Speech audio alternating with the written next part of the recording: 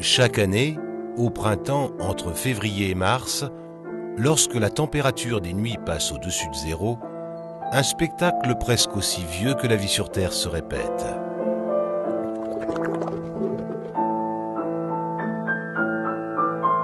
Différents amphibiens, comme les grenouilles, les crapauds et les tritons, se mettent en marche vers leurs aires de reproduction.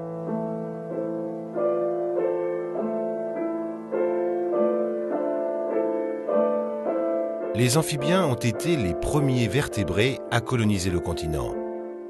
Toutefois, pour se reproduire et pondre leurs œufs, la majorité des espèces de cette classe doit retourner dans les milieux aquatiques.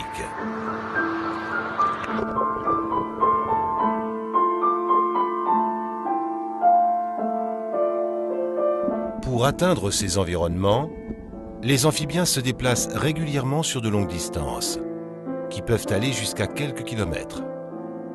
Ce processus s'est toujours déroulé sans problème, jusqu'au jour où l'homme a entrepris la construction de routes parcourues par les voitures. En règle générale, ils se déplacent en groupe. De ce fait, un grand nombre sont écrasés, ce qui affecte davantage leur survie. Les amphibiens sont timides et lents dans leur manière de se déplacer. Chaque année, au lieu de se répéter, le miracle de la vie se transforme malheureusement en tragédie.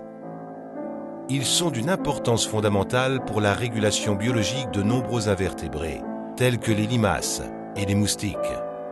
Ils méritent donc notre respect et notre protection.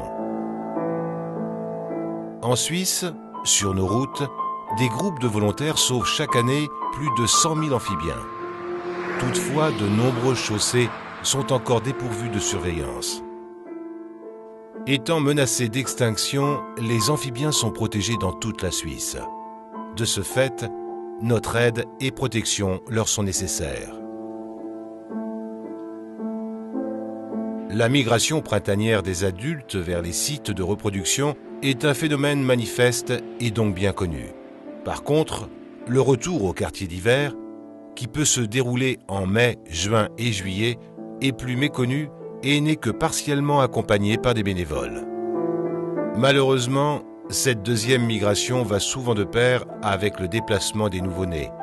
Elle représente en conséquence un risque élevé qui se solde par d'importantes pertes.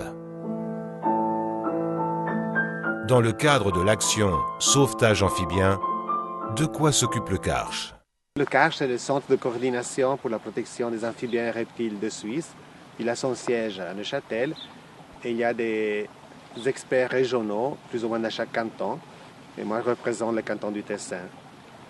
Parmi les différentes activités qu'on fait, expertise, donner des informations à la population, on coordonne aussi les activités de sauvetage des amphibiens au printemps.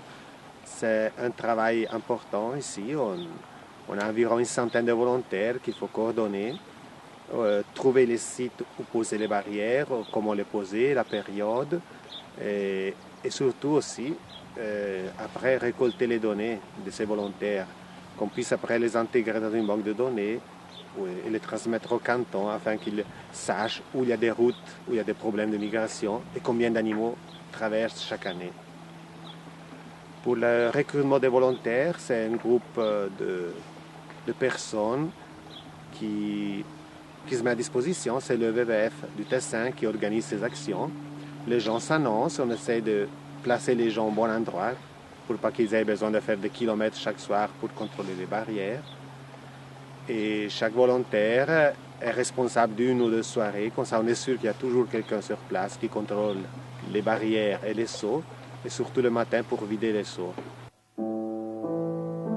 Depuis plus de 25 ans, sont organisées en Suisse des opérations de sauvetage d'amphibiens dans des lieux critiques.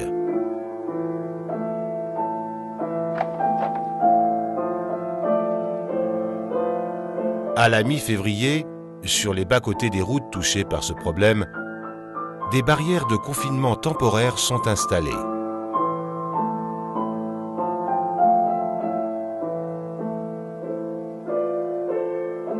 Pendant la période de migration, du crépuscule jusqu'à tard dans la nuit, les animaux vont être transportés par des bénévoles d'un côté à l'autre de la chaussée.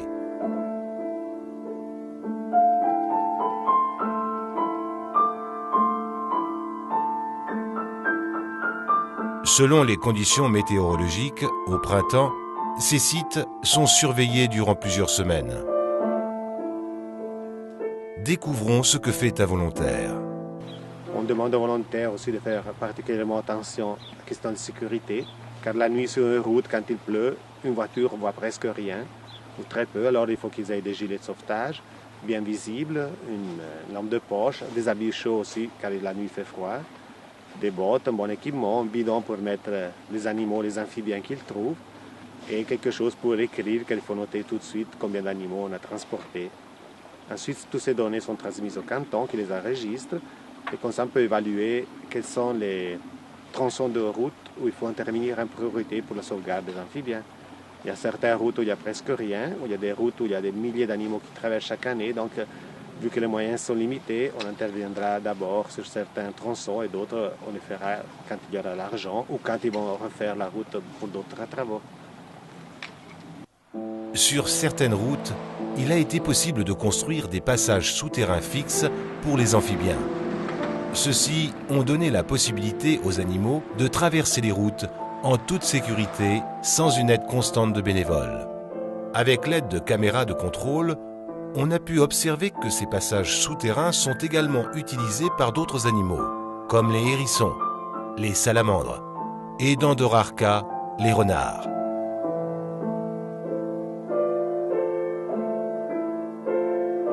La construction de ces structures est très coûteuse et nécessite une planification minutieuse faite par un expert. Malheureusement, toutes les routes ne se prêtent pas à la construction de ces passages.